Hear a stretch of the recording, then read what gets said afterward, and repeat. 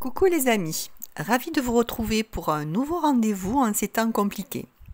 Compliqués car nous nous transformons dans un milieu qui lui aussi se transforme, bouge, mais aussi se fracture.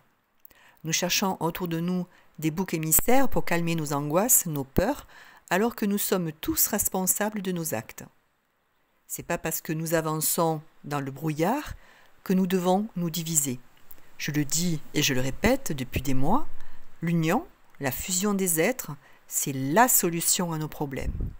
Ça peut sembler puéril, simpliste, même cucul-à-praline pour certains, et pourtant, ça ne l'est pas du tout. Alors, s'il vous plaît, mettons-nous en chemin, main dans la main. Avant de dérouler mon analyse, je vous souhaite la bienvenue, vous les nouveaux abonnés qui me découvrez. Je suis Gabrielle, astrologue, cartomancienne et numérologue. Je vous remercie d'avance de partager mes vidéos, de vous abonner et de cliquer sur le pouce en l'air si vous aimez mes analyses. La nouvelle lune du 30 avril 2022 aura lieu à 20h28 heure de Greenwich.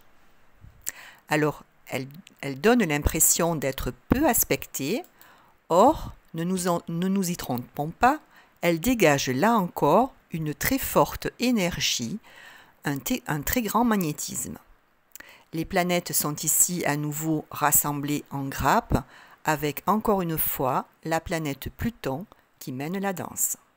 Enfin, danse si l'on peut dire, plutôt un travail de transformation de longue haleine en profondeur.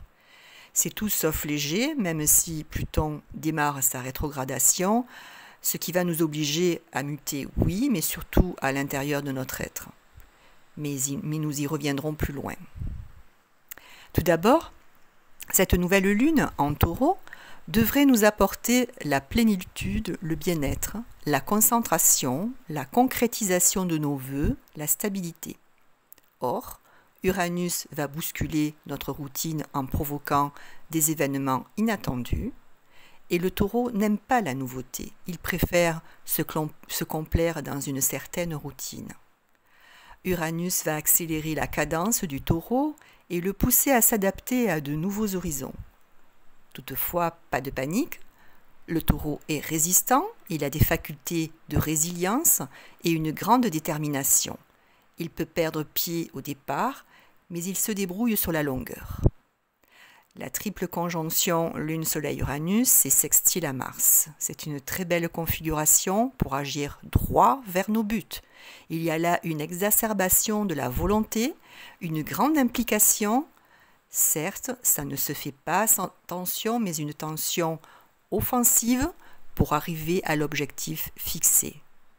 Le plus souvent, les décisions sont prises sur le champ, d'une manière intuitive, et la volonté est là pour le faire. Nous avons l'aptitude à maîtriser la situation concrète. On voit à l'occasion de ces transits des prises de décisions radicales et rapides, des changements immédiats, des déménagements, de grands départs dans tous les domaines de la vie. En fait, c'est une prise d'indépendance. En fait, on simplifie les choses, on conscientise nos besoins personnels et on prend les décisions qui s'imposent pour changer radicalement sans créer de problème. Ça peut être aussi modifier un élément de sa vie pour faciliter son autonomie.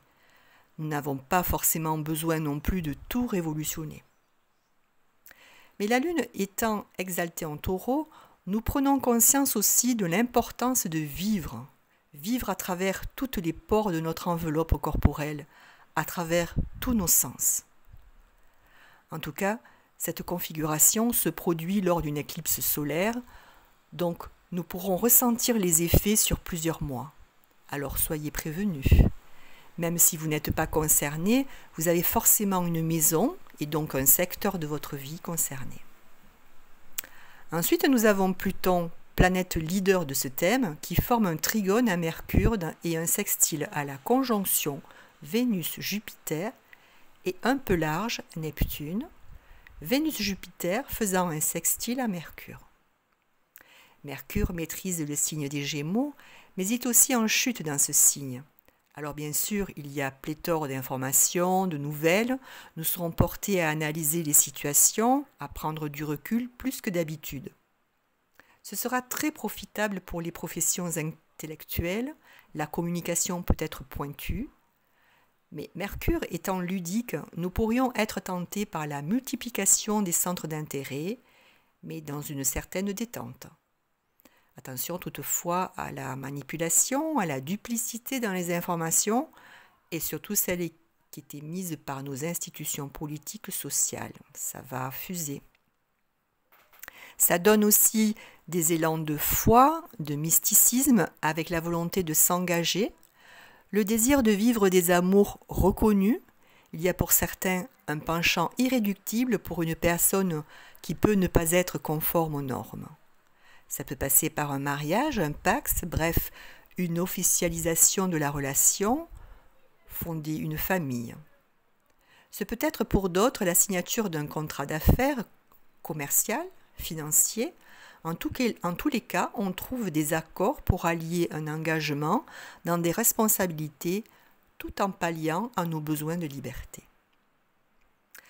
Alors Saturne est carré large à Mercure et va donc exercer quelques blocages et brouiller quelque peu nos intuitions, nos pressentiments, compliquant nos prises de décision, nos choix, mais le transit se défait au 30 avril pour se réactiver fin mai, lorsque Mercure va rétrograder. Donc ça ne représente que quelques jours.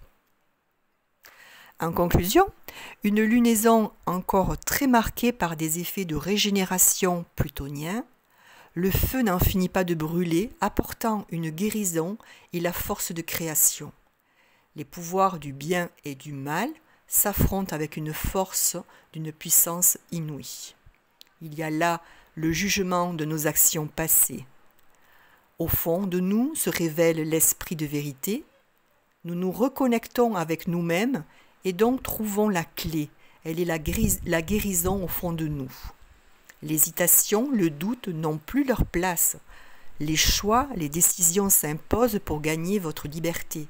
Vous avez peut-être été trahi, on vous a menti sur vos capacités, mais soyez sûrs, vous avez tous en vous la connaissance, le savoir, chacun dans son domaine. Alors, démarrez maintenant votre propre parcours, celui qui vous fait vibrer. Les signes concernés par cette nouvelle lune seront bien sûr les taureaux deuxième décan, les poissons deuxième et troisième décan, les capricornes dernier décan et les gémeaux premier décan. Pour les autres, comme d'habitude, vous pouvez consulter votre thème et voir dans quelle maison se projette cette nouvelle lune pour connaître le domaine concerné. En numérologie, lorsqu'on ajoute tous les chiffres pour le 30 avril 2022, soit 3 plus 4 plus 2 plus 2 plus 2, on obtient 13 et 4. Là encore, avec le 13, nous parlons de transformation, de mort, de se débarrasser du superflu, des choses obsolètes. La mort est souvent mal perçue, mais elle mène à la création, à un renouveau dans nos vies. La régénération est puissante avec la guérison à la clé. Même si elle passe par des remises en question, des sauts d'obstacles, nous ressentons une certaine stimulation à la métamorphose. Le 4, lui, nous invite à passer la porte de ce changement en le cadrant, l'organisant, en érigeant les piliers. Nous nous devons de mettre de l'ordre dans ce chaos. C'est aussi une période de travail intense, de construction. Ça n'est pas forcément une période très ludique, très fun, perçue peut-être comme rigide pour certains. On se focalise beaucoup plus sur son foyer, sa famille, son intérieur. La période réclame de l'endurance, mais c'est pour un nouveau règne.